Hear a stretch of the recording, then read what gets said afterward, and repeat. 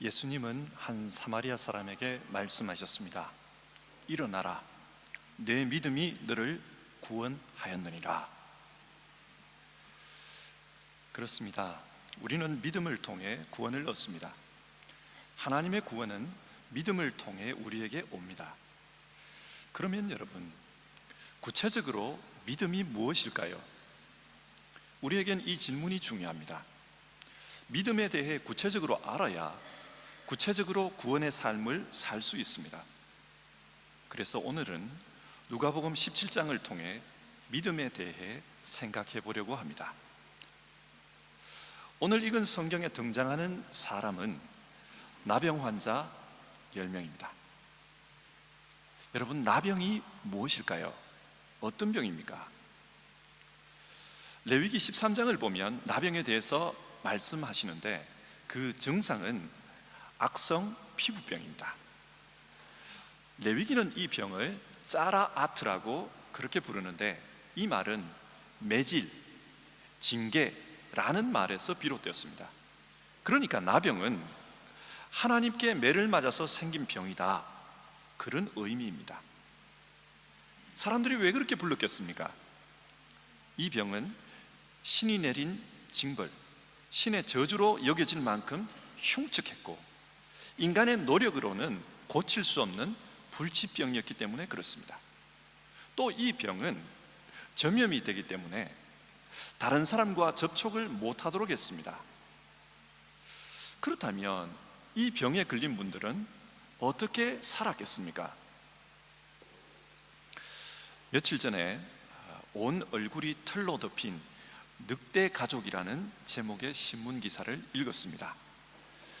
멕시코에 사는 어떤 분의 이야기인데 이 분의 가족들은 선천성 다모증이라는 유전 돌연변이 증상을 가지고 있었습니다. 그래서 온 몸이 빽빽한 털로 덮여 있습니다. 털 때문에 얼굴 피부가 보이지 않았습니다. 마치 털복숭이 괴물처럼 그렇게 보였습니다. 그래서 사람들은 이 흉측한 외모를 가진 가족들을 늑대 가족이다, 그렇게 불렀습니다. 외모 때문에 학교에서 왕따를 당하고 직장도 다닐 수가 없었고 동네에서도 사람들이 기피를 했습니다. 어떤 사람은 너희는 짐승이니까 숲에 가서 살아라, 그렇게 말을 했고 때로는 신에게 저주를 받은 인간들이다, 대놓고 욕을 했습니다. 어떤 누구도 그 사람들을 사람으로 받아주지를 않았습니다. 아마 성경에 나오는 나병 환자들의 처지도 이와 비슷했을 것입니다. 오늘 성경 11절을 보면 예수님께서 사마리아와 갈릴리 사이를 지나가셨다, 그렇게 말씀합니다. 쉽게 말해서 사마리아와 갈릴리 사이의 변방지역, 사람이 잘 안 사는 곳으로 가셨습니다. 그런데 사람이 잘 안 사는 그 경계 지역에 나병 환자들이 사는 마을이 있었습니다. 나병 환자들은 다른 사람과 접촉하면 안 되니까 사람들이 잘 살지 않는 그 경계 지역에, 변방 지역에 자기들끼리 마을을 이루고 살고 있었던 것입니다. 그런데 그 마을 사람들 중에 10명이 예수님을 만나러 왔습니다. 그리고 12절과 13절을 보면 멀리 서서 소리를 높여 이르되, 다른 사람과 접촉하면 안 되니까 멀리 서서 소리를 지릅니다. 뭐라고 소리를 지릅니까? 13절, 예수 선생님이여 우리를 불쌍히 여기소서. 여러분, 이 말씀을 통해 우리가 알 수 있는 것이 있습니다. 뭘까요? 이 환자들은 예수님을 이미 알고 있습니다. 그리고 예수님이 자신들의 병을 고칠 수 있다, 그렇게 믿고 있습니다. 다른 말로 표현하면 이 사람들은 이미 예수님을 믿는 사람들입니다. 따라서 오늘 본문의 이야기는 고통 속에서 살아가고 있는 사람들의 믿음 이야기입니다. 고통 속에 있는 사람들의 믿음 이야기. 자, 그러면 오늘 본문이 말씀하는 믿음이란 도대체 무엇입니까? 첫 번째로 믿음은 자기 부정입니다. 앞에서 보았다시피 나병은 불치병입니다. 따라서 이들이 할 수 있는 일은 아무것도 없습니다. 그저 우리는 아무것도 할 수 없으니 우리를 불쌍히 여겨 주십시오 간구하는 것밖에 할 수가 없습니다. 그런데 여기에 믿음이 있습니다. 여러분, 믿음이 뭘까요? 믿음은 전적으로 하나님을 신뢰하는 것입니다. 동시에 전적으로 자기를 부정하는 것입니다. 아브라함을 예로 생각해 봅시다. 하나님은 75세의 늙은 아브라함을 부르셨습니다.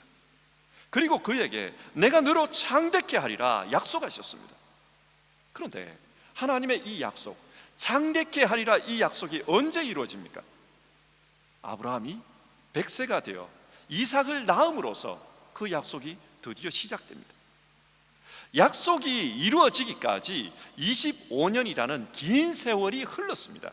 그렇다면 이 25년이 아브라함에게 의미하는 바가 무엇이겠습니까? 자신의 무능함을 배우는 시간이었습니다. 내 힘으로는 아무것도 할 수 없다, 그것을 깨닫는 시간이 바로 25년이었습니다.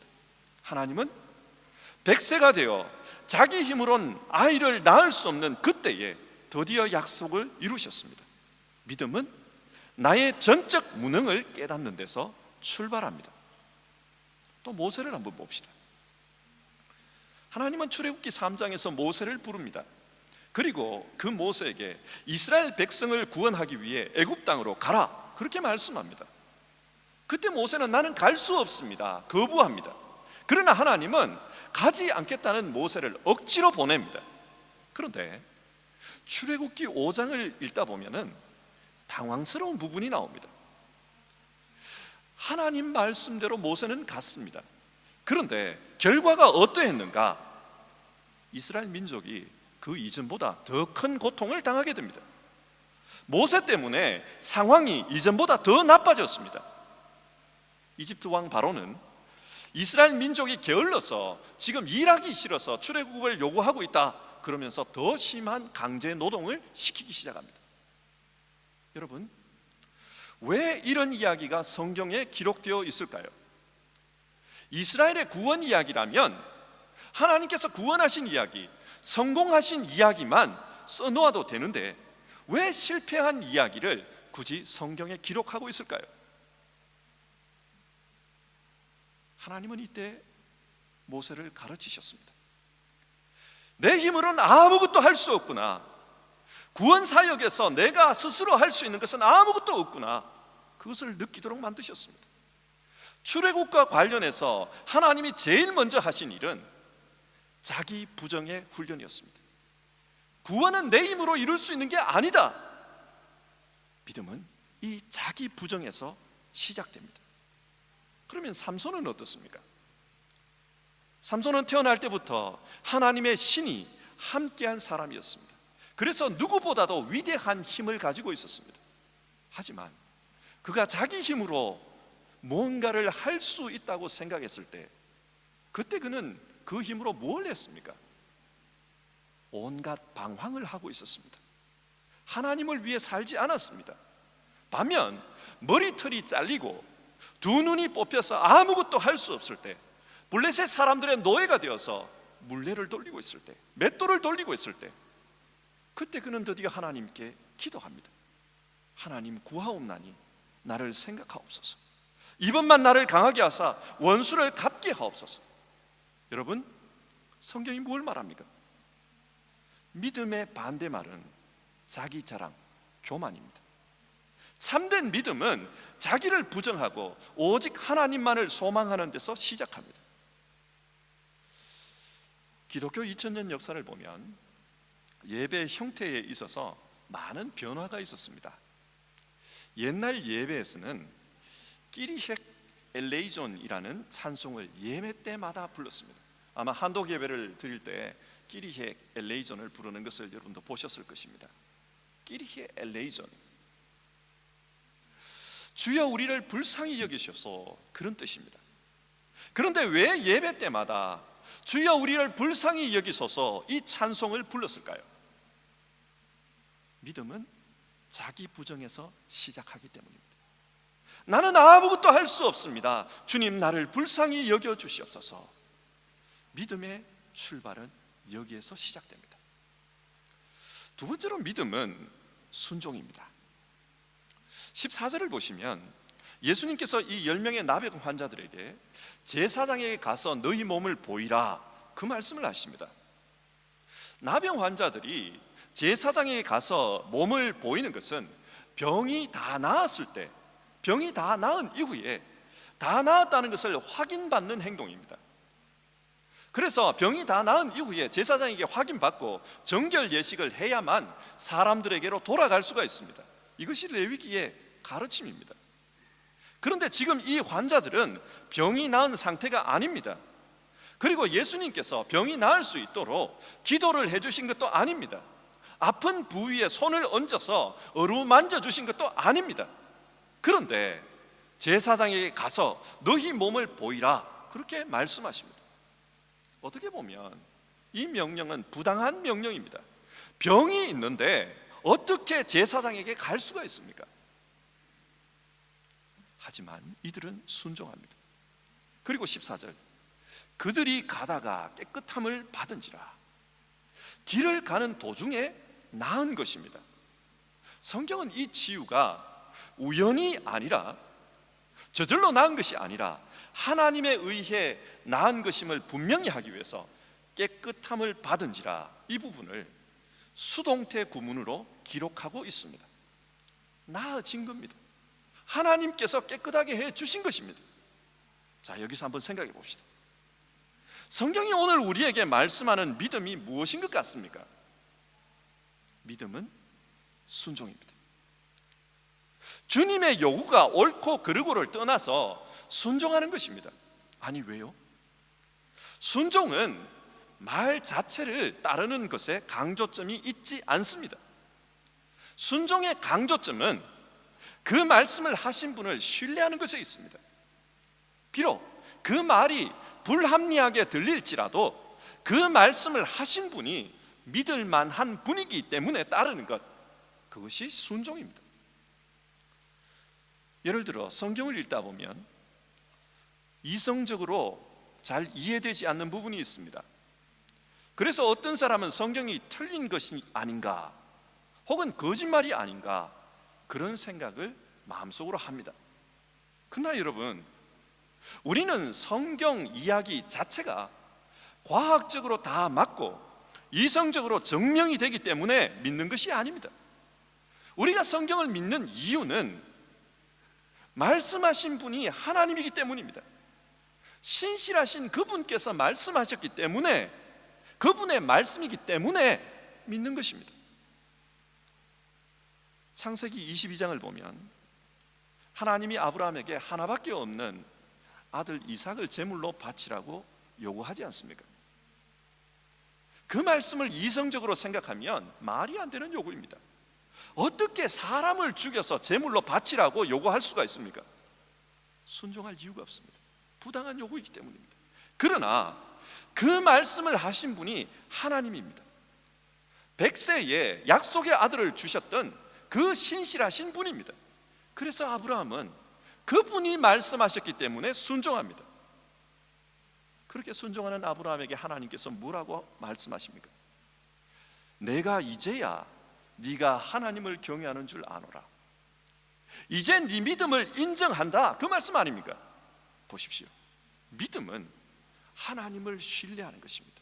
그래서 그 말씀을 순종합니다. 또 아람 장군 나만의 예를 한번 생각해 봅시다. 당시 아람은 중동의 강대국이었습니다. 많은 사람들을, 많은 나라들을 다스리는 큰 나라였습니다. 아람이 많은 나라를 정복할 때 그때 큰 기여를 했던 사람이 바로 나만입니다. 그런데 이 사람에게는 나병이 있었습니다. 큰 약점입니다. 모든 것을 가졌지만 유일한 약점입니다. 그는 그 병을 고치기 위해서 온갖 노력을 다했습니다. 그러나 실패했습니다. 그러던 어느 날 포로로 잡혀온 한 소녀로부터 이스라엘에 가면 하나님의 능력으로 병을 고치는 신령한 분이 있습니다. 그 이야기를 듣습니다. 그래서 이스라엘로 가게 됩니다. 찾아간 그 사람이 바로 선지자 엘리사입니다. 엘리사에게 드릴 선물을 정성스럽게 준비해서 공손한 태도로 찾아갔습니다. 그런데 엘리사가 만나주질 않습니다. 대신 자기의 종을 시켜서 요단강에 7번 목욕하면 된다, 그 말만 전했습니다. 나만이 화가 났습니다. 너무 무례하다는 거예요. 강대국의 권력자가 찾아오면 공손히 무릎 꿇고 접대하고 기도해 주는 것이 도리일진데 그렇게 하지 않았다는 겁니다. 그래서 저 따위 보잘것없는 요단강에 목욕하면 무엇하겠는가? 아라면은 강이 없는가? 그러면서 집으로 돌아가려고 합니다. 하지만 신하들이 만류합니다. 한 번만 순종해 봅시다. 그래서 순종했습니다. 그 결과 어떻게 되었을까요? 병이 나았습니다. 여러분, 성경이 이 이야기를 통해 무엇을 말씀합니까? 믿음은 순종입니다. 사실 강물만 따져보면 요단강보다 아람에 있는 강들이 더 나을지 모릅니다. 엘리사의 말이 별로 신빙성이 없어 보입니다. 그러나 그 강에서 씻으라고 하신 분이 엘리사의 입을 통해 말씀하신 하나님입니다. 그래서 역사가 일어난 겁니다. 이게 중요합니다. 반대로 사울 왕을 한번 생각해 봅시다. 사울 왕은 아말렉과 전쟁을 해서 승리했습니다. 하나님의 말씀대로 했더니 정말로 이겼습니다. 그런데 하나님의 말씀대로 전리품을 다 불태우려고 하니까 너무 아까웠습니다. 그래서 좋은 것을 조금 빼돌려 가지고 주머니에 차고 있고 나쁜 것만 불태웠습니다. 그러나 결국 이게 문제가 되어서 하나님께 버림을 받게 됩니다. 선지자 사무엘이 화가 났습니다. 그때 사울이 변명을 합니다. 사실은 이 재물을 가지고 하나님께 예배를 드리려고 했습니다. 내 잘못이 무엇입니까? 하나님께 드리려고 했습니다. 인간적으로 생각하면 사울의 말을 이해할 수 있습니다. 다 불태우는 것보다 좋은 것을 가져와서 좋은 일에 사용하면 더 유익하죠. 그러나 그때 하나님이 사무엘을 통해서 이런 말씀을 하십니다. 순종이 제사보다 나으니라. 믿음은 순종입니다. 순종을 통해서 믿음은 성숙해 가는 것입니다. 믿음은 순종을 통해서 나타납니다. 그리고 그 순종의 강조점은 말씀하신 그분을 신뢰하는 데 있습니다. 비록 그 말만 따져보면 내 생각으로는 말이 안 되는 것 같아도 그 말씀을 하신 분이 하나님이기 때문에 순종하는 것, 그것이 믿음입니다. 세 번째로 믿음은 감사입니다. 15절 이하를 보면 말씀에 순종해서 병이 나은 10명 중에 오직 한 명만이 돌아와서 감사를 드립니다. 그 사람은 당시 이방인 취급을 받던 사마리아 사람입니다. 그때 예수님이 묻습니다. 10사람이 다 깨끗함을 받지 아니하였느냐? 9은 어디 있느냐? 9사람은 병이 나은 후에 각자 자기 집으로 각자 갈 길로 갔습니다. 요즘 청년 실업 문제가 사회적인 이슈 아닙니까? 그래서 일자리를 구하지 못한 어떤 청년이 하나님 앞에 나와서 날마다 기도했다고 한번 가정해 봅시다. 하나님, 저에게 기회를 주십시오. 그런데 정말 그 기도에 응답이 이루어져서 그 청년이 취업이 되었습니다. 취업이 되고 회사에 가보니까 할 일이 너무 많습니다. 다른 사람들보다 좀 더 열심히 일해서 윗사람에게 인정받아야 살아남을 수 있다는 것을 본능적으로 알게 되었습니다. 그래서 인정받기 위해서 최선을 다합니다. 그러다 보니 하루 24시간이 부족합니다. 시간이 부족하니까 기도하는 일도 예배하는 일도 소홀해지기 시작합니다. 우리는 이 청년의 상황이 충분히 이해가 됩니다. 경쟁 사회에서 살려고 하면은 이럴 수 있습니다. 그러나 이 사람은 결국 오늘 본문에 나오는 9명과 똑같은 사람입니다. 9명은 병이 나았습니다. 그동안 못 보았던 가족들이 보고 싶고 또 빨리 제사장에게 가서 몸을 보여주고 정상인의 삶으로 돌아가고 싶었습니다. 그래서 갈 길을 빨리 갔던 겁니다. 그러나 주님은 그 일을 보고 섭섭해 하십니다. 그리고 돌아온 사마리아인에게 말씀합니다. 일어나라, 네 믿음이 너를 구원하였느니라. 이게 무슨 말입니까?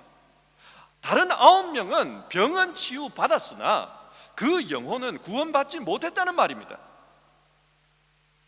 중요한 사실입니다. 온전한 구원은 병 낫는 데 있는 게 아니라 우리 영혼이 구원을 받는 것입니다. 여러분, 여기서 성경이 말씀하는 믿음이 무엇인 것 같습니까? 그것은 감사입니다. 그러면 이런 질문 한번 해봅시다. 왜 9명은 감사하러 오지 않았을까요? 그것은 자신에게 은혜를 베풀어 주신 분보다 은혜 그 자체에 집중했기 때문입니다. 이 말을 헷갈리지 마십시오. 내가 받은 은혜보다 내게 은혜 베풀어 주신 그분께 집중하는 것이 더 중요합니다. 사실 누가복음 17장을 분석해 보면 큰 카테고리에서는 제자도에 대해서 말씀하는 본문입니다. 그리고 좀 범위를 좁혀서 생각해 보면 믿음에 대해 말씀하는 본문입니다. 그런데 누가복음은 이 믿음을 관계의 측면에서 설명합니다. 그래서 1절에서 4절을 보면 이웃과의 관계에서는 이렇게 해라, 그걸 말씀하고 있고, 또 5절에서 19절까지의 내용을 보면 하나님과의 관계에서는 이렇게 해라, 그 말씀을 합니다. 그러니까 믿음이 무엇이냐? 그건 관계라는 거예요. 이 말이 의미하는 게 중요합니다. 이 말이 의미하는 것은 하나님이 베풀어 주신 은혜보다 은혜를 베풀어 주신 하나님과의 관계가 중요하다는 것입니다. 제자도에서 중요한 것은 하나님과의 관계입니다. 그런데 성경을 보면 사람들은 은혜 그 자체에 집중하고 은혜를 베풀어 주신 그분께는 집중하지 못하는 경우가 많습니다. 그래서 믿음에 실패한 내용이 성경에는 자주 나옵니다. 출애굽한 사람들이 광야 40년을 어떻게 살았는지를 한번 보십시오. 그들은 수많은 은혜를 경험했습니다. 홍해가 갈라져서 맨 땅으로 바다를 건넜습니다. 40년 동안 하늘에서 만나가 내렸고 바위에서 샘이 터졌습니다. 하루하루 은혜를 경험하면서 살았습니다. 그런데 그 많은 은혜를 경험한 사람들이 왜 불평만 하다가 그 광야에서 생을 마감하고 맙니까? 왜 구원의 땅에 들어가지 못합니까? 은혜를 베푸신 하나님보다 은혜의 사건 그 자체에 집중했기 때문입니다. 누가복음 7장을 보면 한 이방인 백부장이 나옵니다. 이 백부장의 종이 병이 들었습니다. 그래서 예수님께 찾아옵니다. 주님은 그 사람의 사정을 듣고서 내가 고쳐줄 테니 같이 가자, 그렇게 말씀하십니다. 그러나 그는 주님이 직접 자기 집에 오시는 것을 감당할 수 없으니 오직 말씀만 해주시면 됩니다, 그렇게 이야기합니다. 이 이야기를 들은 예수님은 그의 믿음을 크게 칭찬합니다. 내가 너에게 이르노니 이스라엘 중에서도 이만한 믿음은 만나보지 못하였느니라. 아주 큰 믿음이라는 거예요. 예수님께서 왜 이렇게 칭찬하십니까? 그 사람은 병 고치는 것, 그 은혜보다, 은혜 자체보다 은혜를 베푸시는 분에게 집중했습니다. 주님, 당신은 내가 감당할 수 없는 분입니다, 여기에 집중했던 겁니다. 다시 한번 생각해 봅시다.